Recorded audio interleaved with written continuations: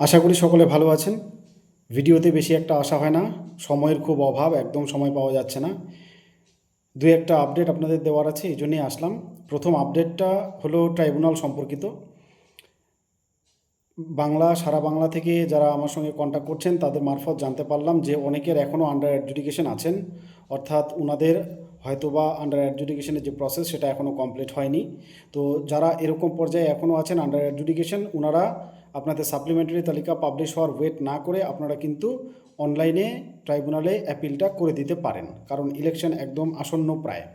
আর যদি পারেন তার আগে একটু খোঁজ নিতে পারেন আপনার বিএলওর মারফত, ইআরওর কাছ থেকে, যে সাপ্লিমেন্টারিটা 2-1 দিনের মধ্যে যদি পাবলিশ হওয়ার সম্ভাবনা থাকে, উনি যদি সেটা জানিয়ে দেন তাহলে 2-1 দিন ওয়েট করতে পারেন।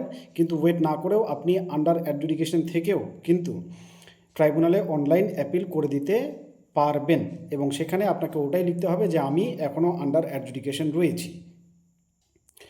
দ্বিতীয় হচ্ছে ট্রাইব্যুনালের শুনানি কবে শুরু হবে, এবং যারা ট্রাইব্যুনালে বিচারাধীন অলরেডি আবেদন করেছেন বিচার পাওয়ার জন্য তাদের কি হবে। তো এই সম্পর্কে সুপ্রিম কোর্টের মন্তব্য আপনারা শুনেছেন। সুপ্রিম কোর্টে যে লাস্ট শুনানিটা ছিল সেটা শোনার পর আমার যেটা মনে হয়েছে সেটা, আমাদের বাংলা প্রবাদ বাক্যে বলে ধরি মাছ না ছুঁই পানি। একদিকে ভর্ৎসনাও করেছে ইসিআইকে যে 2002-এর তালিকায় থাকা ব্যক্তিরা ডিলিট কেন হলো, এটা প্রশ্ন করেছে সুপ্রিম কোর্ট ইসিআইকে। আরেকদিকে প্রশ্ন করেছে যে তাদেরকে লজিক্যাল ডিসক্রিপেন্সির নোটিশ ধরানো হলো কেন।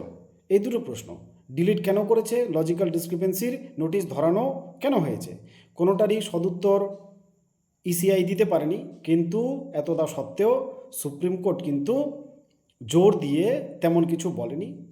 সারা দেশের জনগণ শুনলো যে সুপ্রিম কোর্ট বলল, ভর্ৎসনা করলো ইসিআইকে, কিন্তু এই ভর্ৎসনায় কিচ্ছু যায় আসে না সাধারণ পাবলিকের অবস্থার কোনো পরিবর্তন হচ্ছে না।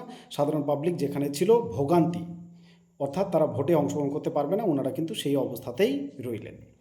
এগুলো ছিল সাময়িক আপডেট এসআইআর সাপ্লিমেন্টারি ট্রাইব্যুনাল সম্পর্কিত। আপাতত ট্রাইব্যুনাল সম্পর্কে যেটা ধারণা করা যাচ্ছে সেটা হচ্ছে, আপনারা নিশ্চিত থাকুন যে আপনারা ভোট দিতে পারছেন না যারা ট্রাইব্যুনালে অ্যাপিল করেছেন, যদি না কোনো অঘটন ঘটে।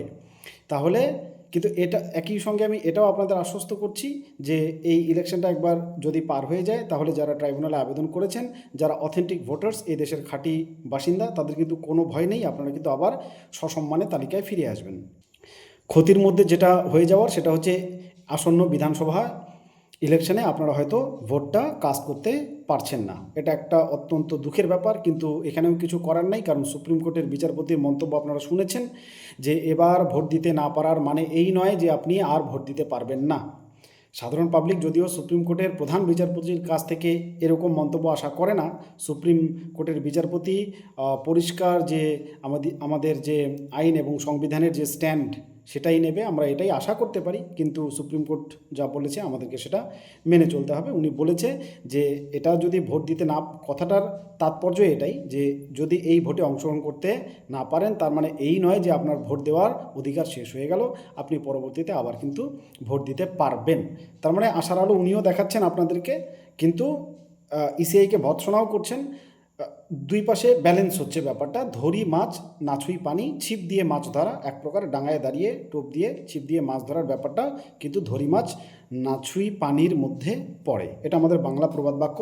আমি যবে থেকে এসআইআর কেন্দ্রিক ভিডিও বানানো শুরু করেছিলাম সেদিন থেকে আমি বলা শুরু করেছি, যারা বাংলা বিদ্বেষী তারা নিপাত যাক, 1 নম্বর কথা। 2 নম্বর কথা, এটাও আমি বলেছিলাম যে বাংলা ভাষা আমাদের এত গভীর এবং বাংলা শব্দ ভাণ্ডারে এমন এমন শব্দ আছে যে প্রত্যেকটা শব্দ দিয়ে আমরা এই যারা বাঙালির সঙ্গে অন্যায়টা করলো, এই অত্যাচারটা করলো, এসআইআরের নামে যে অত্যাচারটা করলো, এটা দিয়ে কিন্তু তাদেরকে আমরা ওয়েল এক্সপ্লেইন করতেই পারি। বাংলার ক্ষেত্রে একমাত্র ব্যতিক্রম, আমাদের জবে থেকে এসআইআর শুরু হয়েছে, এটা একটা সাংবিধানিক প্রক্রিয়া। আমি আবারও বলছি, আমি এসআইআরের বিরোধী নই, কিন্তু ইসিআই যে প্রক্রিয়ায় এসআইআরটা বর্তমানে করলো 2026-এ, এটার আমি চরম বিরোধিতা করছি। এটা অন্যায়ভাবে করা হয়েছে, প্রচুর মানুষকে অন্যায়ভাবে, প্রচুর বৈধ ভোটারকে অন্যায়ভাবে ডিলিট করা হয়েছে, এবং এই ইসিআইয়ের গাফিলতি বলুন আর সুপরিকল্পিত একটা স্ট্র্যাটেজি বলুন, যার ফলস্বরূপ প্রচুর বৈধ ভোটার ভোগান্তির শিকার হচ্ছে, তারা ভোট দিতে পারছে না এবং প্রচুর মানুষ এর ফলে কিন্তু ক্ষতিগ্রস্ত হয়েছে। আপনারা নিউজটা শুনেই থাকবেন যে মালদায় এক প্রকার নোটিশ জারি করে দিয়েছিল যে যারা আন্ডার অ্যাডজুডিকেশন তাদের ল্যান্ড রেজিস্ট্রেশনও এক সময় হচ্ছিল না। যাই হোক, সেটা তীব্র প্রতিবাদ করার পর তারপরে সেটা পুনরায় আবার চালু হয়েছে। 28 লক্ষ মানুষ আন্ডার অ্যাডজুডিকেশন থেকে ডিলিটেড। এটা কি মামুলি কথা? কেউ কেউ মানে ভারতের সাংবিধানিক সর্বোচ্চ পদে যিনি বসে আছেন উনিও কি এটার গ্যারান্টি দিতে পারবেন? পারবেন কি কোনো প্রুফ দিতে যে এই 28 লক্ষের মধ্যে, আমি বাকিটা বাদ দিলাম, অ্যাটলিস্ট 75% অবৈধ, 75%, আচ্ছা 75% বাদ দিলাম, এটা ম্যাক্সিমাম নাম্বার হয়ে যাচ্ছে, 25% ওখান থেকে অবৈধ বের করতে পারবেন? গ্যারান্টি দিয়ে বলতে পারবেন? না। বোঝা যাচ্ছে। এবং আলটিমেটলি কেসটা যখন বেরিয়ে আসবে দেখবেন, আপনারা মিলিয়ে নেবেন কথাটা, মোর দ্যান 95% মানুষ ওখান থেকে বেরিয়ে আসবে বৈধ ভোটার হিসেবে। তাহলে এই অত্যাচারটা কাদের উপরে করা হলো? এবং আবারও বলছি, যতদিন থেকে ভারতে এসআইআর স্টার্ট হয়েছে সেই দিন থেকে আজ অবধি সর্বপ্রথম এই পশ্চিমবাংলায় এই লজিক্যাল ডিসক্রিপেন্সি নামক অস্ত্রটা ব্যবহার করে মানুষের উপর এইভাবে অন্যায়, অত্যাচার, অবিচার করা হলো। ইসিআইকে ইউজ করে বা ইসিআই কাউকে সুবিধা পাইয়ে দেওয়ার জন্য এই কাজটা করলো। যেদিকে রেজাল্ট বেরোচ্ছে এবং বৈধ মানুষ যেইভাবে ডিলিট হয়েছে তার থেকে কিন্তু এটাই বেরিয়ে আসে। এ কারণে আপনাদের নতুন করে আশ্বাস দেওয়ার মতো কিছু নেই জন্যে আমি আর আপডেট নিয়ে আসছি না। নতুন কিছু বলার নাই, শুধু মনের মধ্যে ক্ষোভ রয়েছে। এতগুলো মানুষ যারা নিরীহ, সাধারণ, গরিব ফ্যামিলি, তারা দৌড়াদৌড়ি ছুটোছুটি করছে, এটা দেখে যারা আনন্দ পাচ্ছে তাদেরকে কিন্তু চিনতে শিখুন, আমি এই কথাটা বলেছি। এবং আসন্ন বিধানসভা ইলেকশন, আপনার পাশে কে দাঁড়ালো, আপনার পাশে কে দাঁড়াবে, আপনার ইস্যুগুলো নিয়ে কে কথা বলছে, এই জিনিসগুলো মাথায় রেখে ভোট দিন। এই জিনিসগুলো মাথায় রেখে ভোট দিন।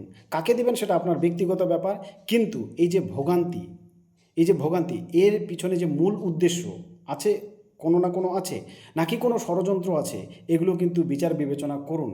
আপনার মূল ইস্যুগুলো নিয়ে কেউ কথা কি বলছে? যারা বলছে তাহলে বুঝতে পারবেন যে তারাই